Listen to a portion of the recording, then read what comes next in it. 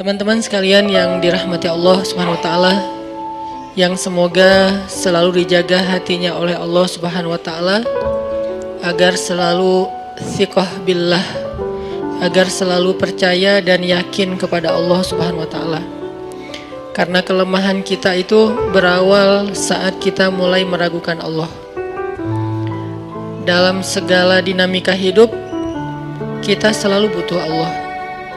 Kita butuh Allah ketika Allah kasih kita ujian, bahkan tetap kita butuh Allah ketika Allah kasih kita nikmat.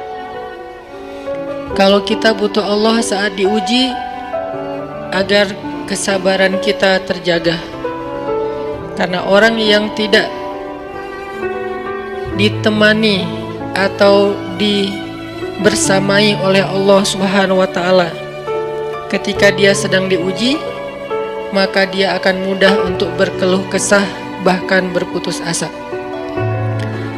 Kebersamaan Allah kepada dia saat dia diuji itu adalah Allah Subhanahu wa taala menghibur hatinya.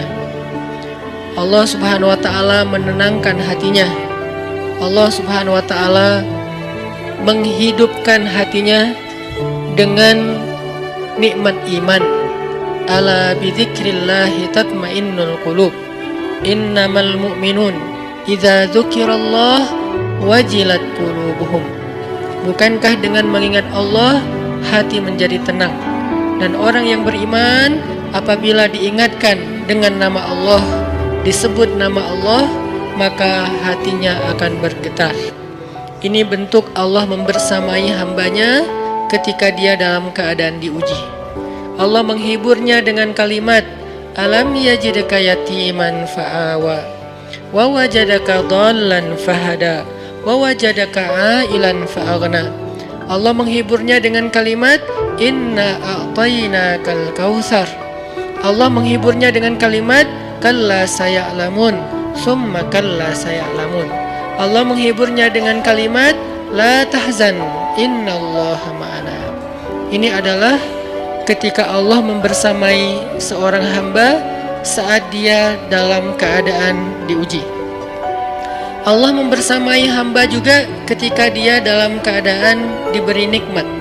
Karena tanpa itu, maka seseorang akan jatuh justru kepada dosa-dosa karena dia mendapatkan banyak kenikmatan hidup.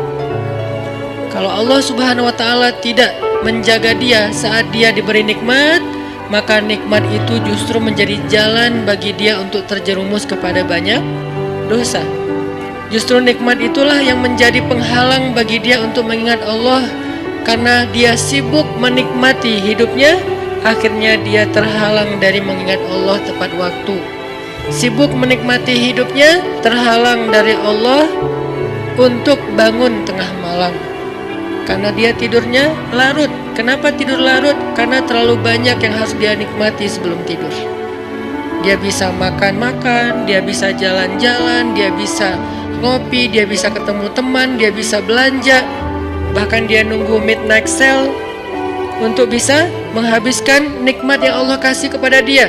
Sehingga akhirnya tidurnya terlalu larut, lalu dia tidak bisa bangun untuk menghadap Allah, curhat kepada Allah. Hal yang selama ini dia lakukan justru ketika dia diuji oleh Allah. Ketika diuji oleh Allah, mudah bagi dia bangkit tengah malam, curhat, sujud panjang, menangis dalam doa. Ketika Allah kasih nikmat, curhatnya hilang, malamnya lelap, sampai bahkan subuhnya juga kelewat. Ini kalau Allah nggak membersamai seorang hamba ketika dia diberi nikmat. Sehingga orang yang seperti ini, kalau dalam keadaan seperti ini terus-menerus dalam jangka waktu yang lama, nanti dia akan terjebak di dalam istidraj.